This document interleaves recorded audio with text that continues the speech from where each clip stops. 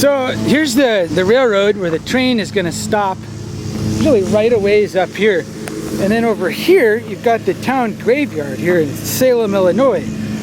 So I'd like to point out is this is a very convenient spot to get run over because it's a very short distance. They carry you off the train and into the grave. Probably one of the bigger businesses in town here is funeral homes, being that most of the population is pretty elderly. I mean, looking at this here and this here, there's definitely nobody moving here. And I think a lot of the people leaving, in addition to anybody over the age of 18 who's able to, is also a lot of people leaving horizontally.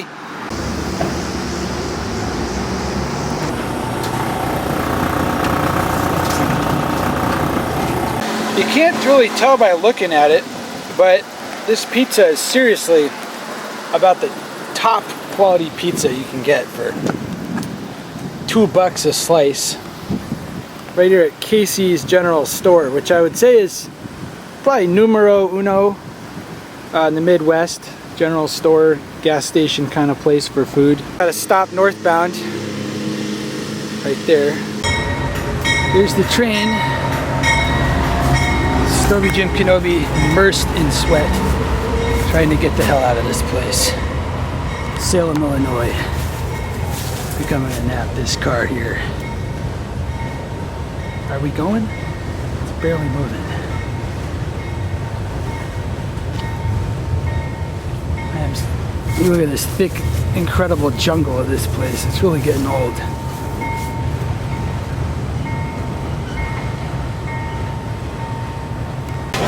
Got a fairly out of sight car, but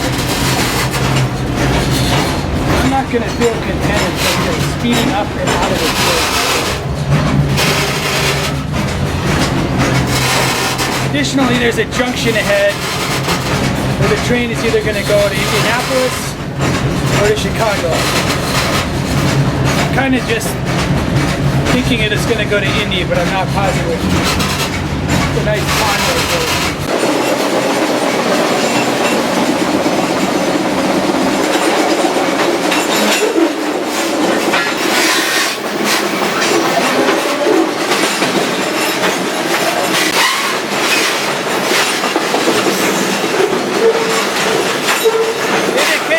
That's the one to Chicago, and we're taking the one to Indianapolis. So it's all the same thing. It's all cornfields and pouring sugar. I wouldn't mind going to Chicago, but I don't really care. There is not much going on here besides agriculture, pretty much over the entire state.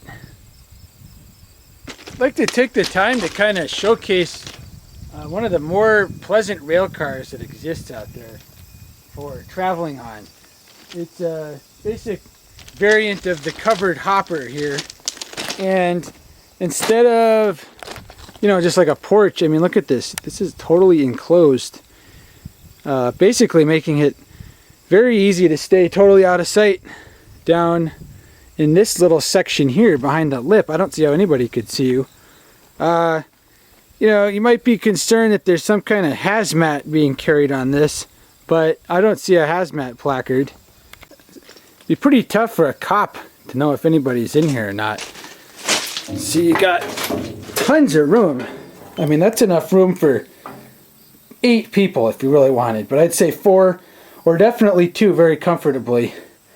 And you got these little windows here. That's very nice, so you can just stand up and peek out. Look at the scenery. I mean, this is big enough to stand up a very tall guy in. You got all this room here. Very nice. If you're traveling in a storm, this is the front of the car. It's going to be a little difficult. Stay dry still. You might get some water splashing down out of here, but right back here, and it happens that the rear side has got the brake end on it, all the brakes and gear and stuff, but that's not always the case. This could be just as easily the front end, you know. So if you're in a storm, this is going to be pretty much totally dry, although you might get some drippage down off of this overhead here. you have here is a more common covered hopper. This is basically on any general manifest freight train these days. It's the Ace centerfold. And it's pretty, you know, you got a porch here, you got a little flange to get behind. I mean, the difference in luxury is pretty clear. This is fine, you know, you can lie down here. You're not going to get spotted most likely. I've never been spotted on one of these rail cars. But this, I mean, this is just so much better. So it's very fortunate that these guys, there's been a lot of these guys out here on the Midwest. These are very rare out west. And what you notice is these exclusively carry like chemicals and powder. The bottom here, this little outflow valve, that's not for grain, that's for, and the whole chute, this car has probably never carried grain. These, it's a different story. These are more versatile. How this thing handles in a storm may be tested out because we've got major looking clouds around here off to the west. And it's kind of that real calm before a possible massive storm feeling out here on this siding in Illinois. So a key element of you know, being out here is these cornfields and corn stalks that you're seeing, and this is definitely a way to survive if you run out of food. However, what I'd like to point out is that this variant here, this is not your sweet corn. No, this is for feeding your cows and whatever, sheep and chickens in the feedlot. As you can see, you're really not going to enjoy eating this stuff, but it is out here, you know.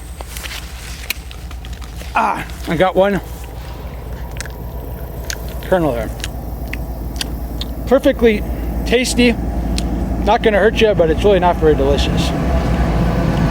This is a major looking storm starting to come in here. Not going to run out of food. There's all this corn. Water, well, there's going to be rain, but I'm not really excited about this. I'm not sure what's going on here. I'm a little concerned. It's getting dark. This car can provide some shelter from the rain, but and this is, we're talking a major storm moving in here. This is not a joke. I can't tell what's going on down here. Can't tell if there's another train coming or what the hell. The weather changes faster out here. This storm, it isn't raining yet, but if it does, I can tell it's going to be crazy. Well, here comes the rain. So it's getting dark. Got lightning flashes, thunder crashing in them. So far dry here in the rail car, but if it comes down, it could be a problem. I don't see that this car is like totally weatherproof if we're not moving. Whoa, there we go. This box car here, I mean, if we're going fast, the box car is going to block all the rain, but if we're not moving at all, the rain could drip right down in here. As you can see, this is starting to get tight with planes, cornfields. Yeah, so unfortunately, in this day and age, like box cars like this one's pretty empty seeming. They always shut the darn door on it. So, I mean, if that thing was open, I could easily be out of sight and out of the weather and dry. But I don't think it's going to happen here. I'm feeling rain starting to come in here. Unfortunately, I don't even have a camera that's waterproof. So what we got going on here is we got a yard office here. And then we got a lot of houses here that could easily spot me trying to get off. I think this is Peru, Indiana. I saw a sign coming in. And basically debating getting off here and hitchhiking to South Bend, or at least taking a break from this train. And the problem, you can see, is that, I mean, that's a yard office right there. They're gonna see me get off, so I don't know. I'm not sure what I'm gonna do here. It's about 9 in the morning. Alright, we got a train pulling in on this side, blocking the yard office. Time to make a break, get the hell off of this thing. Well, couldn't be asking for more attention in this tiny ass town with this pack. But I am off the train and I guess I'm gonna stash this stuff and go look around. I was considering hitchhiking to South Bend. So take this pack off and go ask around and then take a break from the train. Pretty simple situation further up the tracks, at least, with no fence or nothing if I decide to keep doing the train here. What's going on? Stobe the Hobo here in Peru, Indiana. It's just where the train went. This is one of those areas where you can't really tell where the trains are going. And you just end up where it stops pretty much. It could have just as easily gone Indianapolis or Chicago. So this city, among other things, is notable for Cole Porter, born here, and it's the circus capital of the world, I guess. This is a circus style architecture going on. Additionally, it's also Jim Stobe stopped here and left. So pretty much it's just like another of many Midwest towns that used to be cool and now is pretty much totally drying up. Pretty much all the storefronts are like this going on. A lot of overweight, obese people walking around as well. It's a fairly pleasant climate, but I'd say in general there's no reason to move here or come here at all. And I'm only here because the train came. Completely impossible train to ride right here. As you can see, it's just tractor trailers. One of the annoying things about this route, as far as me, got everything you need to go hang out by the tracks for a while. I'll try out all these 99 flavors. I got 5 bottles. So that's it for Peru. Been here about a couple hours. Probably be here a lot longer waiting for the stupid ass train to show up. But regardless, it's an interesting little town for about 2 hours, and that's about it. So back to the train yard, start drinking, hopefully something will show up. A close look in these portals shows Ford vans heading east. What does that mean? I'm not totally sure, but that's initially to me not an indication that it's going to Detroit, but what do I know? So I decided to get on the stack attack train. This is another case of not knowing where I'm going. What's the date here? I think it's September 6th. Yeah, I don't know where the train's going. It's going east. I'm trying to get to Detroit. It's so dumb, like, I'm realizing the total absurdity of this trip. Like, I'm trying to go, which is about a 3-hour drive from here. And it's probably going to take a couple days. It's really ridiculous. I think that train may have actually been a better choice, but who the hell knows, man? So, this will go at the worst to Columbus, or maybe it'll go to Detroit. There's a junction up ahead in Fort Wayne. We'll see what happens. So it's pretty much the exact same scenery as we were seeing in Illinois. You know, you got soybeans and corn, and that's what I think one of these is. I don't know how much more I'm going to see. Obviously it's getting dark. The next town to go through is Fort Wayne, which I may or may not get off on.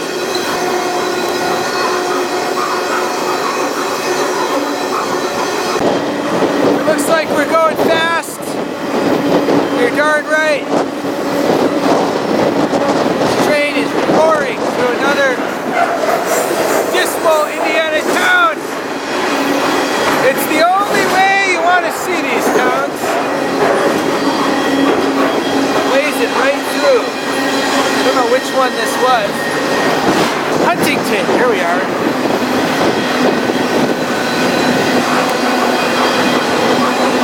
Every time you pass one of these three-ways here, one of these three lighted signal masts, You're always wondering, that basically means you're at a junction. And it's too dark with this camera to see, but it means you may be going the wrong way. And you don't know that. It looks like we're just here to pass another train in the dark in Huntington, but the fact that there's 3 lights means that there's 2 ways this train might go, so I'm not sure what's going to happen up ahead. So, I think this is Fort Wayne. It's like a decent sized town. It's definitely no chance of getting off here. This train is really moving through here. It's got to be going about 60 miles an hour. Again, I don't know which direction I'm going. There went off a whole bunch of tracks that way. So I don't know, maybe I'm going to Detroit. That'd be nice.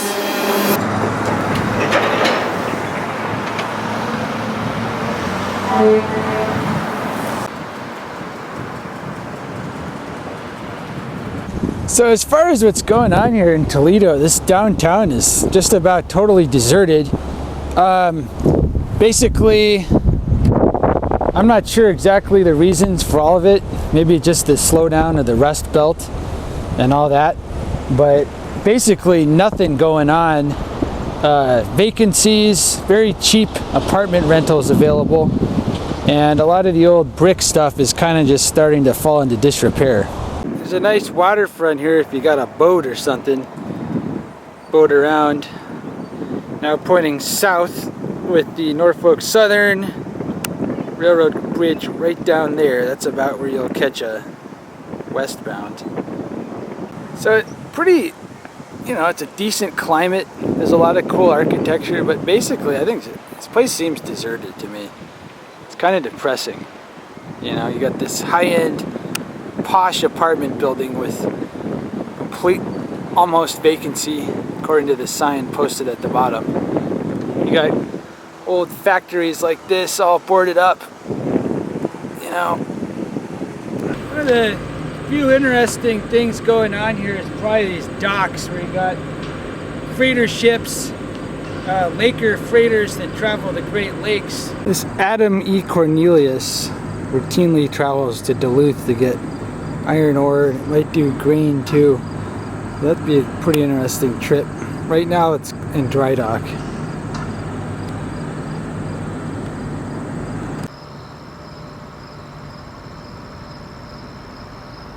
Alright, so it's the darkest hours of the night out here now, and it's kind of the time where you're trying to decide what to do next. Town has been pretty lackluster. There's basically nothing going on here. So the next choice, I guess, would be to head down to the train yard and maybe head west again, kind of at the eastern limit of where I felt like going. So maybe back to Chicago. It's another one of those situations where you don't know where the train's going. See, most of them go to Chicago, but there's always that chance of going back to Peru as well, which I'm really hoping doesn't happen. So these are the kind of issues faced when riding through the Midwest. Oh, it's the darkest hours of the night here in Toledo. There's a stack train just pulling in. I don't know if he's going to stop. Pretty dark out here. Kind of in a spot. That's the yard office right there. I definitely wouldn't be hanging out here if it was light. Is he stopping? Not sure. I just boarded this westbound double stack in Toledo. It stopped right here at the yard office, so hopefully it's just for this passing eastbound.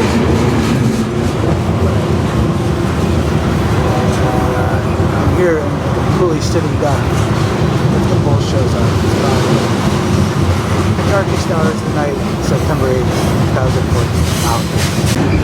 Well, everything's looking under control on the way out of Toledo so far.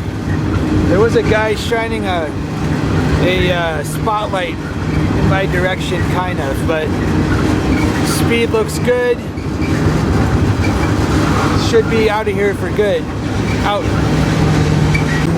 Oh, it's a nice sunrise here. Heading into out of Gary, Indiana, right into Chicago.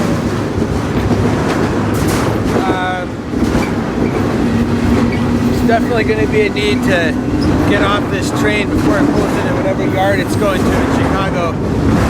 Ultra high security in that area. So I'm about to start packing up. As you can see, we got the lake here. It's kind of nice. Pleasant, you know?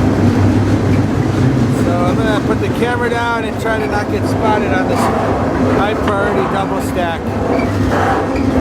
Out. Well, the train has, I wouldn't say it's totally dead-ended, but it stopped out here, still in Indiana. You can actually see a sign that says "Welcome to Indiana" on the nearby I-90, I think it is. So I'm just going to get off here, and you know, I could just discuss that. I mean, one of the non-glorious things about cargo trains is this is often required. I mean, this train eventually is going to make its way towards Chicago, but I don't really want to just sit out in the open on that porch in the daytime here. Who knows when it's going to move. So I'm going to walk and try to find a bus stop or a metro station, which should be close.